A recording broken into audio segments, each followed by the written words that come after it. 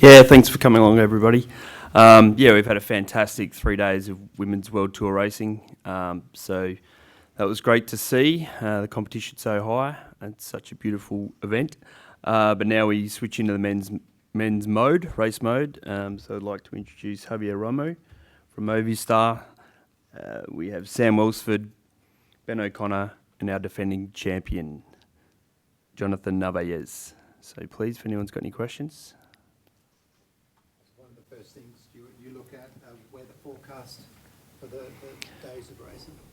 Yeah, obviously we're in a bit of a hot spell, but that's not unusual for Adelaide or South Australia in January. I think the guys and the women are fairly used to hot conditions. I don't think they expect anything less, to be honest, when they come down to South Australia. Yeah, it's been warm conditions, but the guys are well-trained professionals and are used to dealing with hot conditions, especially racing the Tour de France in the peak French summer and the Tour of Spain in the peak of the Spanish summer. So we'll keep a close eye on it. But yeah, the guys and women are professionals and well-trained and ready for anything. Do you have a too hot in the Tour Down Under? Is there ever a too hot for you where you have to do something different? The UCI have got weather protocols in place, extreme weather protocols, but I haven't heard of a race yet that's been cancelled or postponed due to heat. There's different, regulations and restrictions around heat and how that's gauged, taking into consideration humidity and all those kind of things. So obviously if it's a catastrophic fire danger and we're in through the Adelaide Hills, then the race would be cancelled, the stage. But yeah, we'll keep a close eye on it. Do you think the hot conditions will work to Aussie's advantage? Personally, for me, the hotter the better. Back in the day, I think most Australians have been training in the conditions, whether or not it's in Perth or down the south of Spain. And I think a lot of the guys, and as we saw even the women with a Swiss rider, Naomi Rugg, winning, it proves the level of the quality of the field, how it's gone up and how the riders now are coming down to South Australia really well prepared. And they're race ready. A few years ago they used to come down and adapt, and a lot of the guys and women were here for training purposes, with the odd one here to try and win. With the UCI World Tour rankings now in place and the importance of that, we see the riders coming down super fit, ready to race and here to win. Obviously the time trial tonight, second time it's been done. Is that something you want to implement every year? No, it's just nice to shake up the racing a little bit, I think. We're coming into our 26th year. My first outing as race director was nice to bring in something new with the prologue, and I think it just changes the dynamic of the race. Historically it's been around bonus seconds and who won up Wollonga Hill. And so it's just nice to bring in something different. It's different for the fans. They get to see the teams warm up in the team's village, a bit like a F1 pits garage. They see the new technology in the bikes, the new equipment. And it's literally man-machine against the clock, so it just shakes things up from day one. Sam, you've got a public forum here, you've got the race director sitting there. Is there anything you'd like to say on behalf of Springers about this course? Well, at least he's flipped the Down Under Stage 1 around, because last year we went the other way and that was harder. So now we go the easier way, so I can't really argue with that. But no, I think it's good also to have a nice, variance of stages in the tour. I think for the GC guys, it attracts, a lot bigger riders if there's more harder stages like this year. I think stage 2 this year will be probably one of the hardest stages you'll see in the tour. It's going to be really hard for the GC guys going up Corkscrew twice. And going left at the top up towards Monty. So that's going to be probably one of the most decisive stages, I think. So for me, there's probably still, two sprint chances, I think. Stage 3 could also be a possible sprint, but I always like to see, a nice change. I mean, I can't be too picky. I won 3 last year here, so I guess it's not always going to be the same amount of sprint days, but happy to share it around.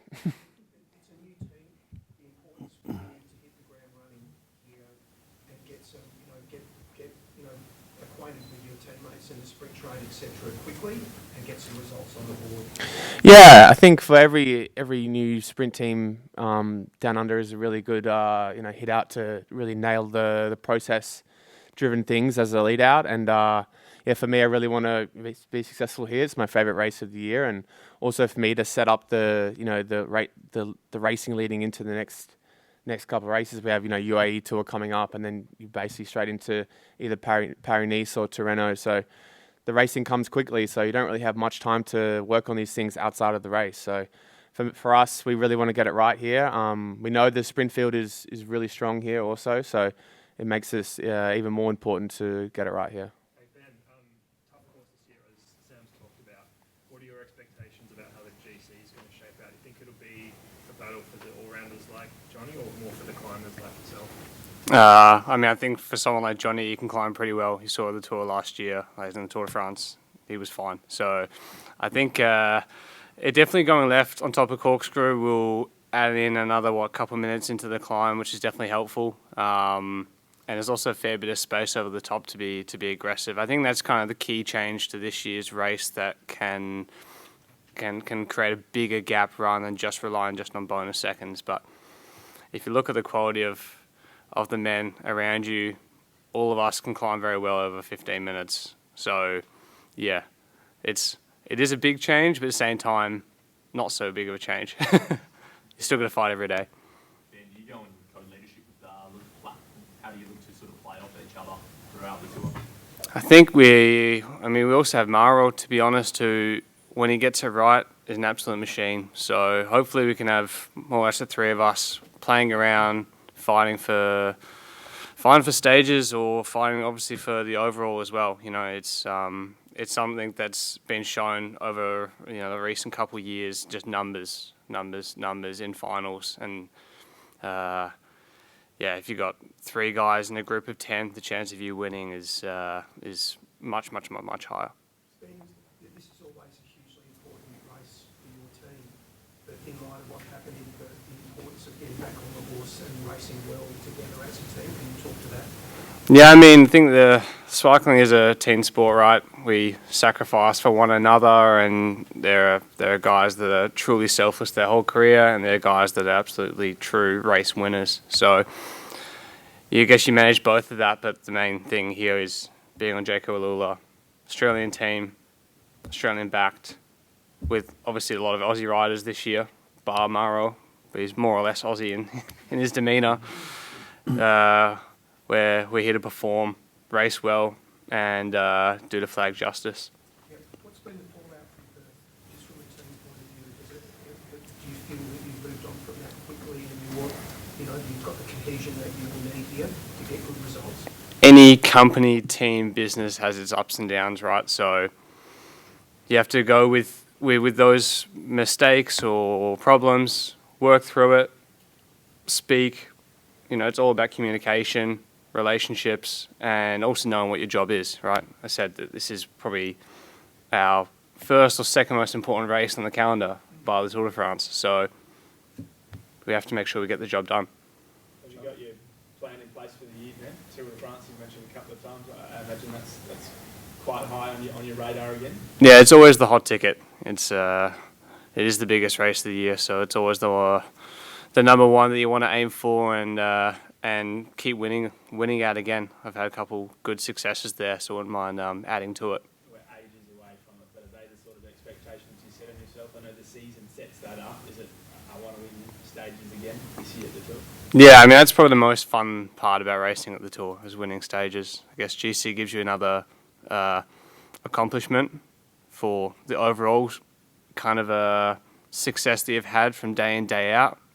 But yeah, I think I prefer winning stages at the Tour. Tony, your UAE had a fantastic season last year, racking up 100 wins. You're returning as reigning champion.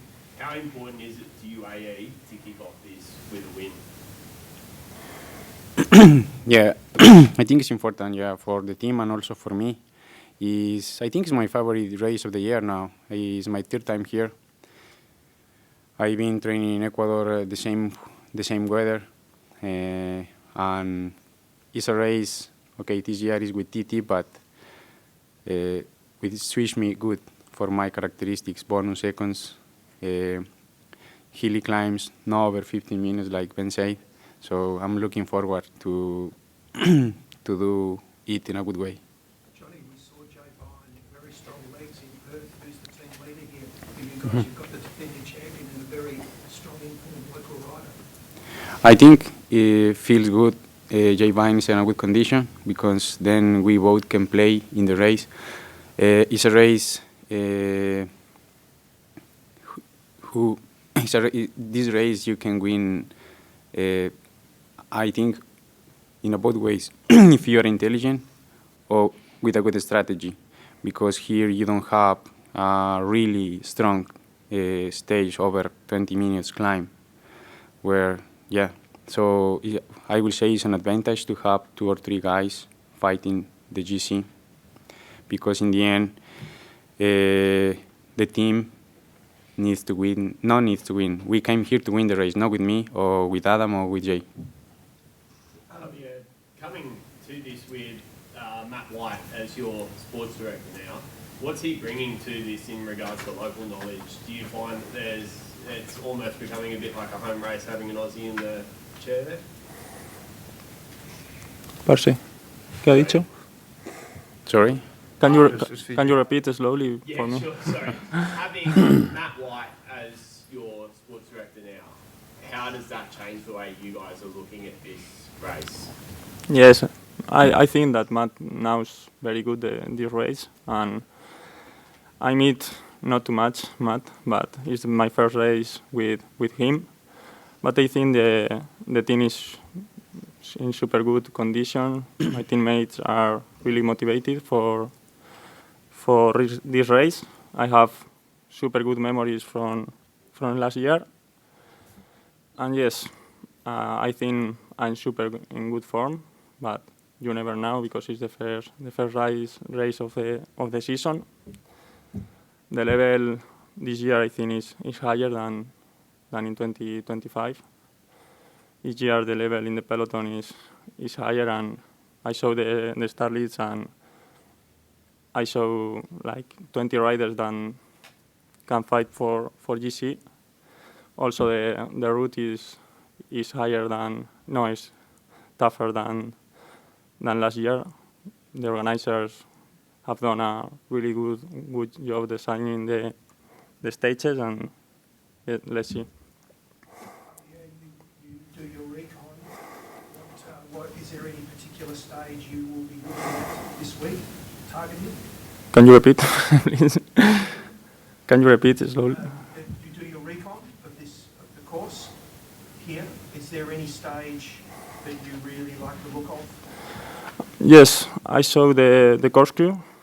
I think it's super hard stage.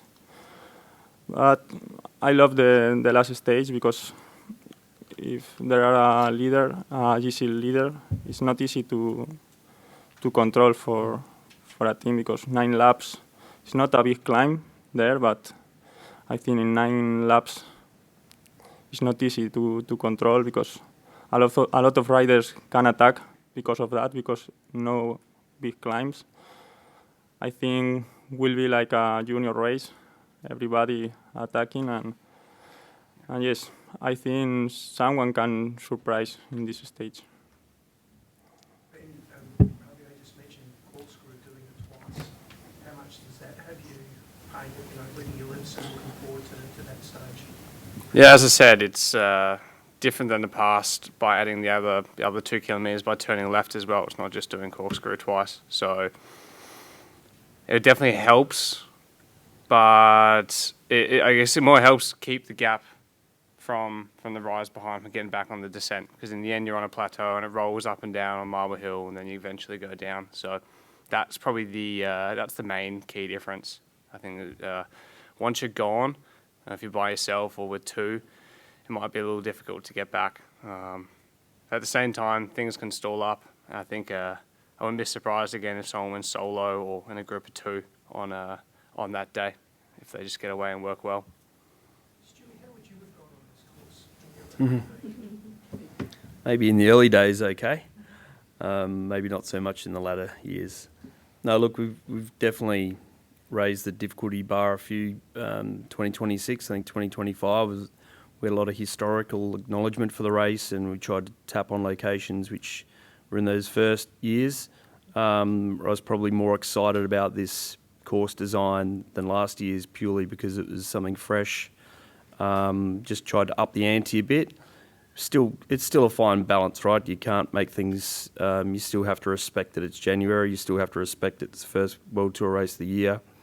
We try and balance it well so that there's opportunities for the sprinters, but also opportunities to attract the better climbers, the better GC riders, so that they know they're not going to just come down and, there's only a Wollonga Hill on offer, for example. So it is a real balancing act, and I think our team do a great job. We saw that in the women's race as well. It was, I think nearly every stage was down to the wire with a new winner on the last day, and that's the kind of excitement we're all looking for. I think the fans have been here watching the Santos Tour Down Under unfold and grow over the past 25 years, and this is kind of seeing it as the next step now, with all the women's World Tour teams on board, all the men's.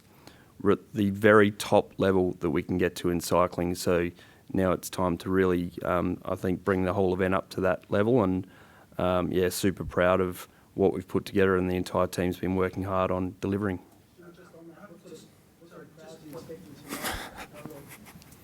Well, look, hopefully the crowds will be out in numbers. I think being able to, we've had 3 great days of racing for the women. We've seen our women's champion delivered, and now it's, it's kicking off with a city prologue, using the village again as the team zone, Victoria Park, even, bringing that into using the old heritage grandstand for using it for what it's supposed to be. Viewing, watching spectator sport. So it's just really, I'm really looking forward to tonight. I'm sure the people will turn up. Seeing all the people riding out in the hills and the build-up is amazing, and we've got some of the world's best bike riders in front of us. So we'll see what the numbers do during the week. Can you tell us a bit about the community ride as well? I know we've got the prologue at 6, but we've also got the pre at 4 as well. Yeah, look, it's always great to have the family days, and we're seeing the festival side of the TDU grow, and I think that's really important. It's, cycling's the theme, but it's just great to be able to get all the communities out, the families out. It's, the numbers are really growing. We're seeing more kids out on bikes. We've got more role models. There's more access to information. The Netflix documentaries certainly help attract the younger generations. And you've got Aussie legends sitting here. This guy over here just won the hardest stage, the Queen stage of the Tour de France last year. It gives me goosebumps still thinking about it. We've got some of the world's best athletes, Olympic champions, national champions, people that are coming from all around the world to race on our streets. And I think we're really seeing the growth start. And, the crowds have just been getting bigger and bigger. Stuart, Javi's comments about Sterling, how much is the race director looking forward to that being as chaotic and as unpredictable, as uncontrolled as possible in the course and whatnot? Yeah, of course, it's exciting. I mean, I'm pretty sure if I don't know what's going to happen on that last day, then these guys probably don't know either, which means the fans don't know. So it's just going into that last day with a slightly different, I guess it's exciting. It's a tough circuit, but again, it's 170k. It's nothing ridiculously long, but it's challenging, and you're going to have a good strategy and a team of guys that are really focused, because the wrong group get away and it could flip on its head really quickly. So I just think, again, it's nice to have something. The race has kind of been focused on Wollonga Hill a lot over the past few years, and to have 3 ascensions of Wollonga Hill and then something new on the last day, which we still don't know who's going to win, I think that's pretty exciting. So what's the structure of your lead out? Do you have your key cops? Can you tell us about that? Yeah, so obviously working with the new team with INEOS this year, so really excited about that. Really happy to have Ben Swift. He'll probably be one of my last guys. Him being 38's got a ton of experience, so really happy to have him. Kiwatowski's one of my probably guys a little bit more in front, but using him as more of the captain of the lead out to really guide us on when to move, timing, and keeping us calm. So, and also Sam Watson will probably be the second last guy just a young guy with bloody shitloads of power. So really happy to have them in front of me. And you might be, well, you probably will be sprinting against your old lead-out man, Tony Van Poppel. How do you feel about that? Yeah, it'd be cool. I've been following him around for the last 2 years, so now to be going up against him will be interesting. He can slide through gaps that don't exist, so I'll be waiting for that. Yeah, really looking forward to just testing myself against the guys here and putting myself in a situation where I can just get the best out of myself in these sprints and just prove to myself that I can get back on the top step. Sammy, how are things clicking? I saw you were at the Big Bash with the team. I was there too, but I think you were in a nicer seat than I was. It seems that you guys are trying to build a decent culture there. How are you fitting in? It's not been long. Are you feeling part of the team? Yeah, the culture within the team is really great, actually. I think that that stems from all the history in the team and a lot of work they've done in the past, being successful and really creating a culture where everyone really gives a shit about it. So for me, I'm really happy to be part of it. Everyone's really nice and really welcoming. It'll be the first race together, so it won't be perfect, but that's normal, and it's also a really nice learning curve for us to understand how each other work in the lead outs, in the race, what we need from each other. So I'm looking forward to it, and feel right at home here. And obviously your TDU last year went fantastic, but the rest of the season maybe wasn't what you hoped. What are your plans for the rest of the season from here? Like, is this a springboard to Sam Welsford's big year? Yeah, obviously I would have liked to have a more successful, latter half of the year. Had a lot of injuries and crashes that put me out a lot, which was quite grim. But hopefully this year I can really get the ball rolling and just. I think for sprinting it's like a snowball. The more you roll it, the better you go. And I'm really hoping just to roll that on for this year and kind of still really targeting down under, but I want to build on that. I want to win in Europe. I want to win in the biggest stage. I want to go to a Grand Tour and win. So for me, that's the major goal this year. And I think the way we start, the first race here in Down Under is really important. And are INEOS backing you in for that? Yeah, actually, obviously, INEOS is such a big GC team. They have, copious amounts of history in winning Grand Tours, but they also see the value in winning sprints as well. I think if your team is winning in anything, it also just lifts the team. You create a really nice environment for everyone to feed off each other. So they see the importance in that, and also with 3 Grand Tours, there's obviously opportunities for sprinters to go, and whether that is the Tour or the Giro, for me, I would like to just go to any and try win. I think the Tour is obviously the top step, but the Giro looks really promising for a sprinter this year, with the first stage also being a sprint. So we'll have to see what happens, I guess. So just quickly, any inside tips from your teammate also on with on how to race here? Well, he can't really give me any tips to climb, but it's a shame not to have him here, but I think he's building for bigger things this year. Really happy to have him. We were teammates in DSM for 2 years, so we get along quite well. And for me, I hope he's probably doing altitude right now in probably cold somewhere. So I think he'd rather be here, but I think he's going well, and I wish him all the best. Great. Thanks, guys, for your time. We'll see you tonight. Thank you very much.